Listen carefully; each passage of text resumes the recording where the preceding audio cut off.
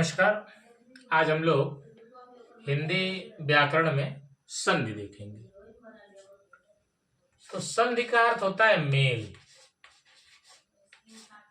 यानी दो वर्णों के मेल से जो परस्पर विकार उत्पन्न होता है उसे हम संधि कहते हैं।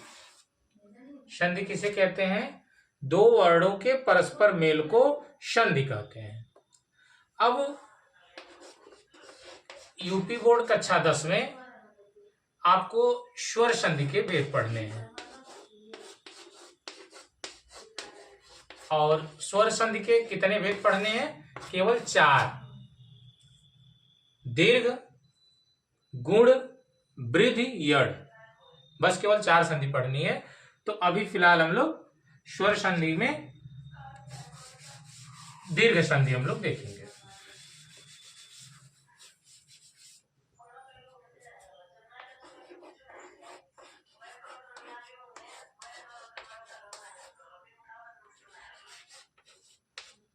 तो दीर्घ संधि में, दीर्घ संधि का सूत्र होता है अकः सवर्णे दीर्घ। सूत्र होता है अकः सवर्णे दीर्घ। अक यानी अ के प्रत्याहार है। इसमें वर्ण आते हैं अ, ई, उ, री और री। अ, ई, उ, री, री। तो इसमें ध्यान दीजिएगा, री और री यह हिंदी के लिए नहीं है। यह री और री जो है यह हिंदी में प्रचलित नहीं है। तो सिर्फ हम अ, ई, उ पर ध्यान देंगे। अब सूत्र हमारे कह रहे हैं कि अकः सवर्णे दीर्घ। अक यानी अक, अक मतलब अ, ई, उ। तो अब सवर्णे, सवर्णे मतलब इसी के समान वर्ण, यानी अ या आ के बाद अ या आ आए। छोटी ई या बड़ी ई के बाद छोटी ई या बड़ी ई आए। छोटा ऊ या बड़ा ऊ के बाद छोटा ऊ या बड़ा ऊ आए। तो इनके स्थान पर दीर्घ यानी दीर्घ हो जाएगा, यानी यहां पर हो जाएगा आ, यहां पर हो जाएगा बड़ी ई और यहां पर हो जाएगा बड़ा ऊ। यही है दीर्घ संधि।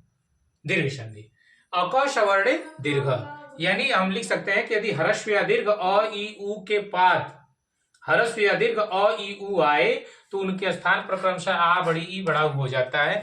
बस ये इसमें ध्यान देना है। जैसे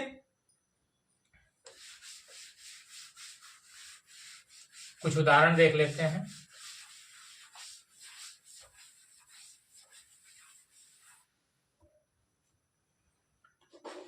देह,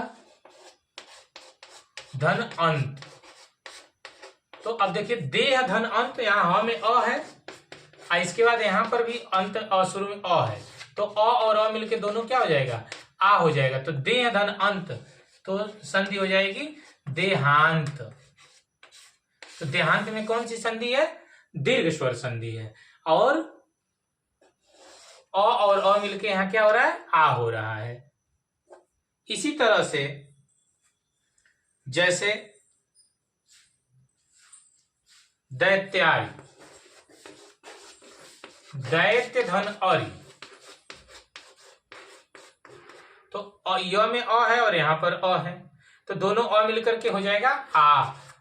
तो क्या हो जाएगा? दैत्यारी। तो दैत्यारी में कौन सी संधि है? दीर्घ संधि है। इसी तरह जैसे विद्या, धन, अर्थी, तो क्या हो जाएगा? विद्यार्थी। तो विद्यार्थी में कौन सी संधि है? दीर्घ संधि है।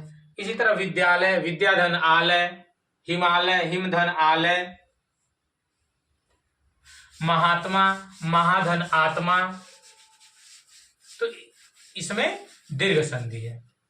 फिर जैसे अब छोटी वाला देख लेते हैं एक ठो, जैसे गिरिधन, ईश।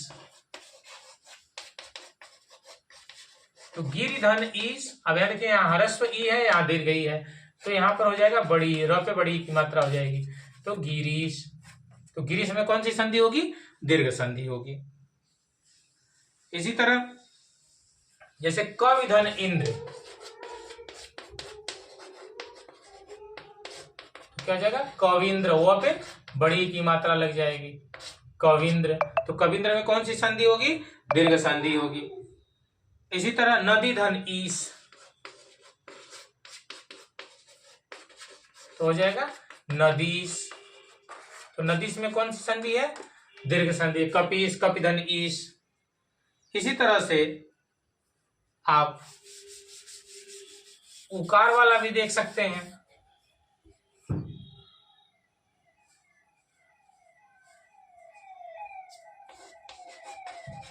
जैसे लघु धन उर्मी, तो छोटा ऊ और छोटा ऊ दोनों मिलकर हो जाएगा बड़ा ऊ, यानी घ पे बड़ा ऊ की मात्रा हो जाएगी लघुर्मी। तो लघुर्मी में कौन सी संधि है? दीर्घ संधि है। तो इसमें बस हमें सूत्र पे थोड़ा सा ध्यान दे लेना है। अक सवर्णे दीर्घ, तो हिंदी में हमें बस केवल अ ई उ पर ध्यान देना है। यदि ह्रस्व या दीर्घ अ ई उ के बाद ह्रस्व या दीर्घ अ ई उ आए तो उनके स्थान पे क्रमशः आ, बड़ी ई, बड़ा ऊ हो जाता है। बस यही ध्यान देंगे, आप दीर्घ संधि नहीं भूलेंगे। धन्यवाद।